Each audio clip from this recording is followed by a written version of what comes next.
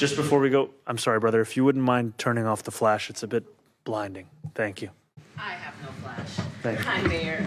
Just following up on my question for yesterday regarding the snow shovelers. Any word on the compensation? That's my first question. And secondly, we saw the death toll from the last snowstorm. How are you ensuring that if all homeless New Yorkers are, back in shelters? Absolutely. So I'll start with your first question, and I'll go into your second one. So the starting pay for emergency snow shovelers is about $19 an hour.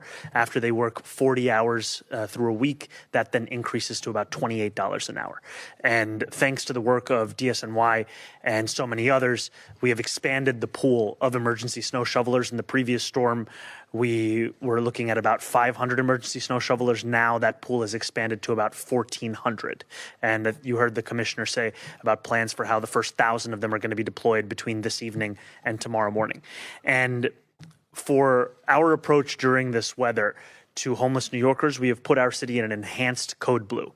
Now, what that means is that not only are we going to be rerouting all 311 calls regarding homeless New Yorkers in need of assistance to 911, but we are also opening up 22 warming buses, 11 H&H warming spaces, 13 DOE warming centers, as you heard from the chancellor, and we are also critically keeping our on-point overdose prevention centers open overnight through the blizzard. That's both for this evening as well as Monday evening. The reason that I highlight that as being so critical is a number of New Yorkers in the prior storm and in the prolonged Arctic spell after that lost their lives due to a preliminary indication of overdose related.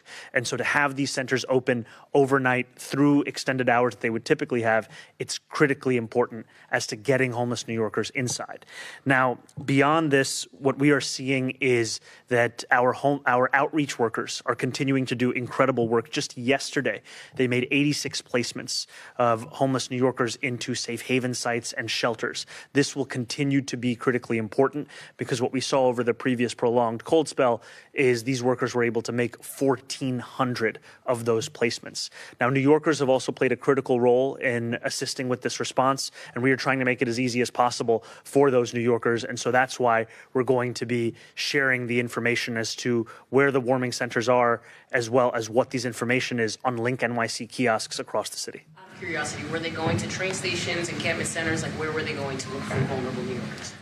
Outreach workers are going across the 5 boroughs. They are traversing it 24/7. They are looking both at sites where homeless New Yorkers are known to be, as well as just going through across our streets, as well as the work that DHS has done to communicate with our partners who are running shelters to be on the lookout outside and in the surrounding area to bring homeless New Yorkers inside. Thanks, Amanda. Timmy, go ahead. Question about the travel ban tonight.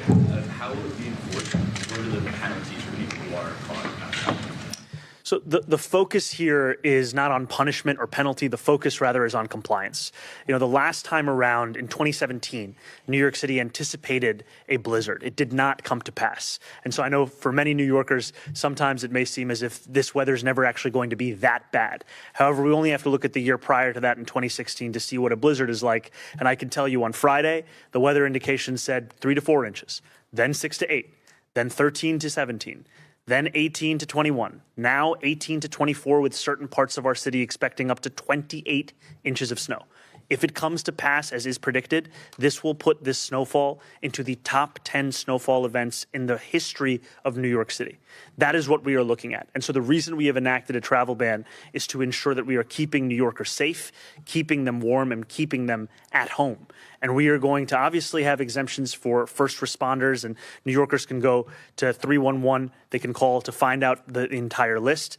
But if you do not have an emergency to leave your home, the bottom line is to stay home and stay safe. Thanks. Getting people to be pulled over, and what is the logistics? The focus on this is not going to be on pulling over individual drivers. It's going to be the utilization of all of city government to keep people safe. And so even for our NYPD officers, so much of their work, as we've delineated earlier in this press conference, will be assisting those who are trapped, assisting those who are in need. What we are, however, saying to New Yorkers is that this is the travel ban. This is the executive order that we have signed from city government. A violation of this is a Class B. Thanks. Jared, go ahead. Hey, how's it going? Hey, how's it going? Going back to what you were just talking about with outreach workers, Given the last storm's death toll, have you noticed that homeless New Yorkers, are more receptive to it this time? Well, I can tell you just from yesterday with the 86 placements that we saw in a single day that we are seeing that by providing a wide variety of options to homeless New Yorkers, there is a greater likelihood of success because many homeless New Yorkers are wary of engaging with certain kinds of city services given their experiences in the past. And so that makes it incredibly important that when we reach out to a homeless New Yorker, we don't just tell them that there is a congregate shelter opportunity for them to come inside. It can also be a single room. It could also perhaps be a hotel room. It could also be a safe haven. It could also be a warming center at a health and hospital site.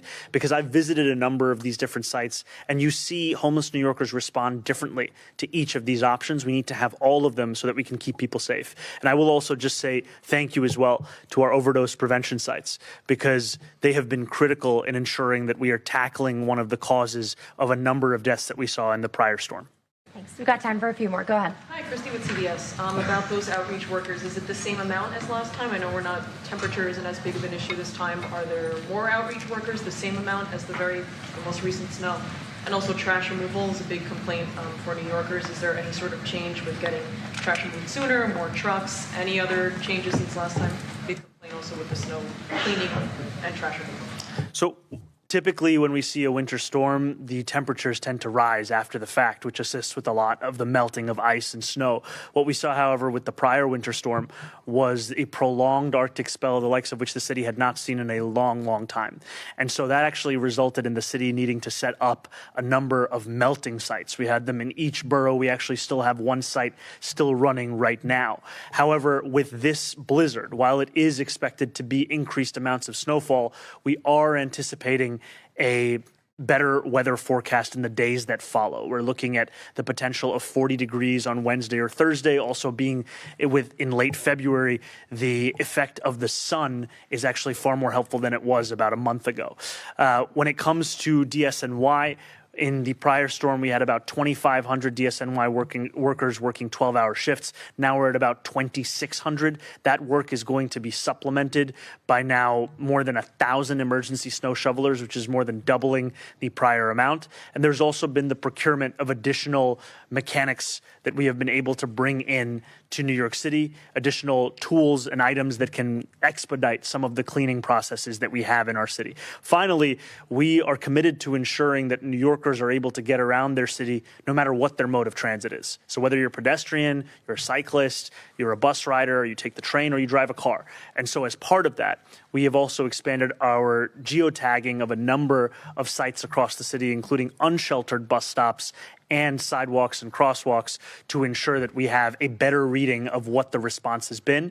As you heard from the commissioner as well as myself, there will be at least 1 day of delay in trash collection. We are also asking New Yorkers to engage with recycling collection in the manner that they would after specific holidays, holding it for the next week. And this is just because of the fact that the same incredible men and women at DSNY that are doing the work of snow removal would otherwise be doing the work of garbage collection. And so we need to make sure that they have enough time to be able to respond to the snow. And then as soon as they can, they will turn to the garbage, and they will also be prioritizing compost, as the commissioner said, on account of the fact that these are the substances that create those kinds of odors. And do you have the same amount of outreach workers this time around as the last storm, even if temperature is not as much of an issue? Do you have more outreach workers? I will get back to you on the specific number of outreach workers. Thank you. Thank you guys so much. Thank you. Thank you.